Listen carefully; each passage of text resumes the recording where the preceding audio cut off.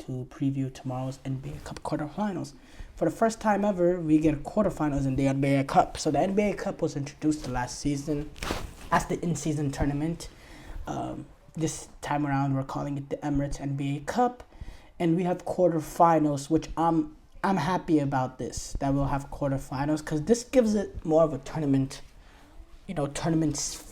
feel to it with quarterfinals. And the fact that the games are going to be played in the stadiums, in the home stadiums, OKC getting a home game, Milwaukee getting a home game in these quarterfinals, I think it's great because you get more of an atmosphere like that.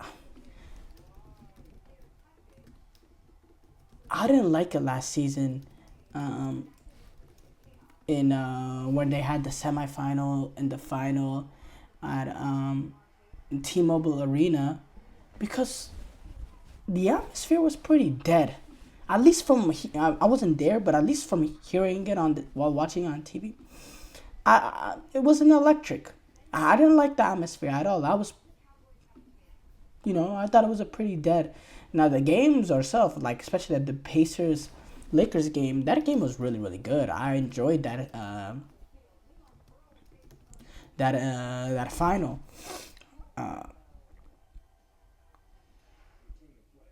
But overall, it was pretty abysmal, the atmosphere, and the fact that at least in the quarterfinals we get the home arenas atmosphere. I'm looking forward to that. And you have some there's some games to be excited over. I think Warriors Rockets will be very interesting tomorrow. The Magic Bucks, Maverick Thunder tomorrow, but we're gonna stick to the Magic Bucks and Maverick Thunder. We'll preview the other two games tomorrow. As far as the Orlando Magic taking on the Milwaukee Bucks, so the Magic right now are sitting third place in the East. The Bucks are sitting sixth place, but they're 8-2 in the last 10 games, and they're finally starting to pick up some positive momentum after a horrendous start to their season. And they just got Chris Middleton back from injury as well recently. And that's a big impact. I thought he had a big impact late in the game in their victory over the Nets yesterday. And down the stretch, he only had 11 points, but I thought he made some timely buckets here and there. And he's only played 2 games, and it's gonna be slow to get his rhythm going. Hopefully he can use this big stage to get on the right track.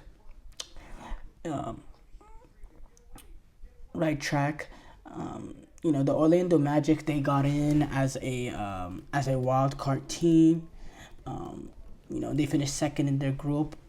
They got completely destroyed by the Nets in that final game. But what they did was made sure that they didn't lose by 37 points. That allowed them to get into a wild card over the Celtics with their point differential. And yeah.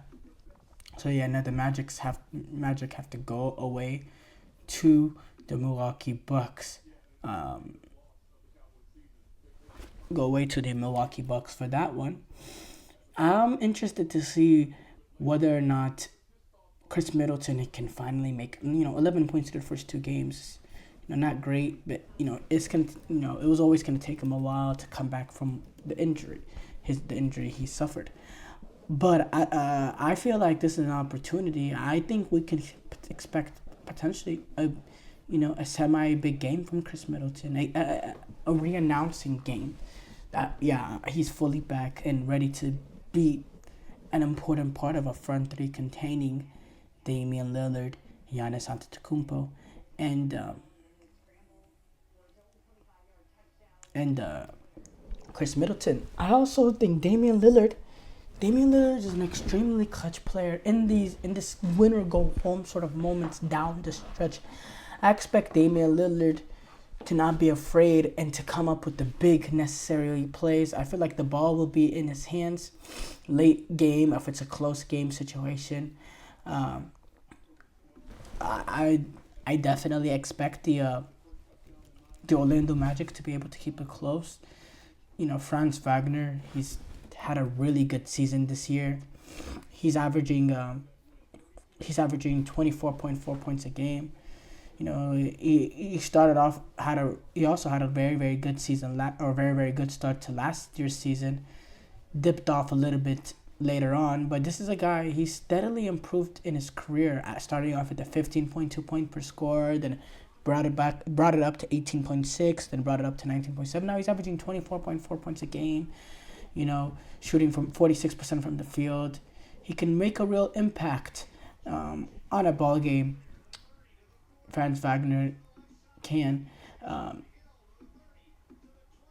and this is a Magic team that has been without Paulo Banchero for a major stretch of the season, and Paulo Banchero, I have to say, he's had a really good year this season. He's averaging 29 points per game on 49.5 shooting.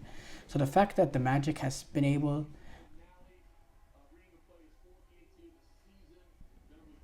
the fact that the Magic have been able to do what they can, with Banchero being out, still being up to the third seed is great. Now the frustrating thing is the fact that you're not gonna have Paulo Banchero and Franz Wagner in this game. Franz Wagner suffered a torn right oblique and he's out for a while now. That is a shame.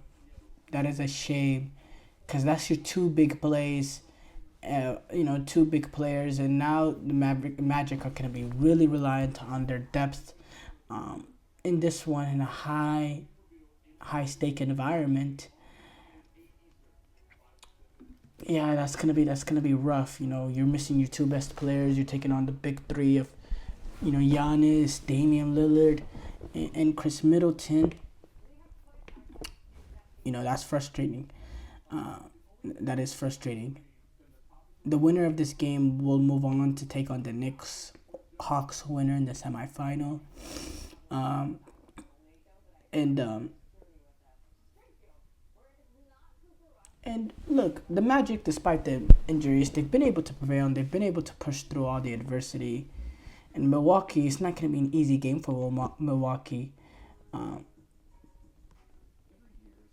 and the Magic, they play some good defense. You know, even you know, even with Wagner this season, they've been one of the lower scoring teams in the NBA. Now they're not gonna have Wagner, whose averages 24.4 points a game. They're gonna be a little weaker in terms, but their defense is still really good.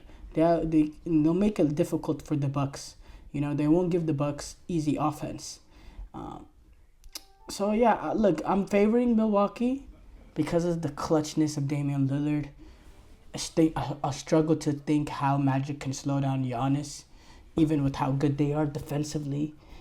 And overall, Bucks being at home is going to be an impact. It's going to have an impact. But I think the Magic will be able to keep it close. But overall, I just think the Bucks will prevail. The Mavericks taking on OKC. Wow, that one is going to be a really good one. The Magic, the Mavericks started off the season pretty, not great, but they've been able to climb back to the fourth seed. They're 9-1 their last 10 games. They're one of the hottest teams in the league. OKC, they're sitting pretty right now, top of the Western Conference, 18-5. They've really come into their own this season. I think the addition of Alex Caruso is going to do wonders for that team. You get a player that can do that little bit of everything. And yeah, he's only averaging 5.8 points a game, but I think that's a player that will come good because of all he can do. And he had a really good game, by the way, at the Pelicans, dropping 14 points, was 6 of 7 from the field, 2 of 3. He's been shooting pretty poor this season, 26.7% from 3-point range, but this is a player that gives you that little bit of everything, and it's a good presence. I thought it was a good trade to get him because Giddey didn't help them right now. I think Caruso helps them more right now in terms of being that extra piece that can make a difference. And then the addition of Harvenstein, I mean, that was the one thing that they were missing, that big Isaiah Harvenstein, and he's been out for a while this season. He's slowly getting back, getting more minutes. Um, his presence um, to match up with Chet Holmgren, who is an unbelievable player, and he's been injured for a while now. It seems like it seems like he has um, has still a little bit left to return. There was potentially there was an update on the status pre Pelicans game. I don't we're not he's not going to be available for that Cowboys game or for that Mavericks game. But still OKC, they have that great depth, extremely really good depth. They still have Shea Gilgeous-Alexander. They still have Jamal.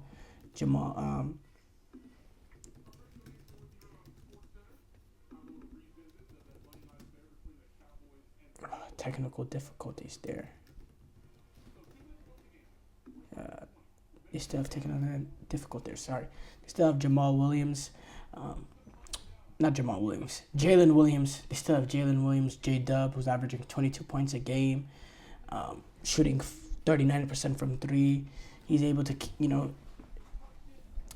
hold his own as that second piece next to SGA with Holmgren out. SGA, we know what he is. He's continuing on an MVP caliber last season with another MVP caliber this season, 29.8 per game, 50% field goal percentage. I just love for a player that can score the way he does, how efficient he is and how consistent he is. And consistency will do you wonders. Will do you wonders as a franchise player. He's very, very, very consistent, and his consistency and his ability late game situations where you give him the ball and he has any shot in his arsenal, that mid-range is really hard to stop. You play close up in the mid-range, you give him an opportunity to, get to the hole. He has the ability to get to the hole. What he can do in late game because of that mid-range makes him so deadly, and it makes the Oklahoma City Thunder so deadly.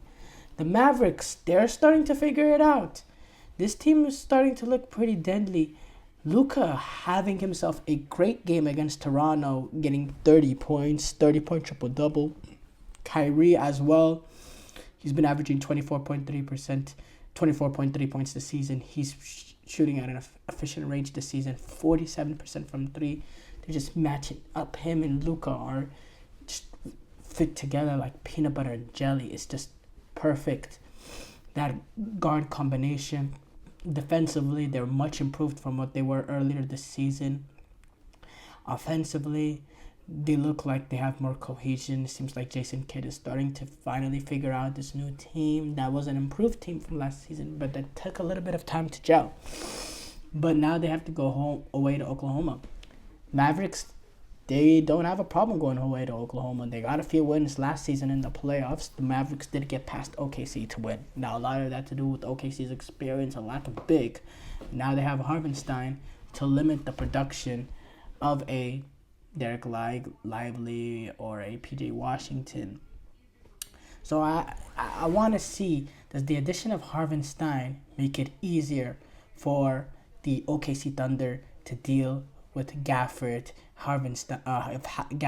Washington, Lively, and how do they how do they limit Washington without the presence of Jed Holmgren as well? That's what I'd like to see. And overall, I'm just so excited to see Luka and Kyrie go up against SGA and J Will, on this big stage. And yeah, I'm looking very, very forward to it.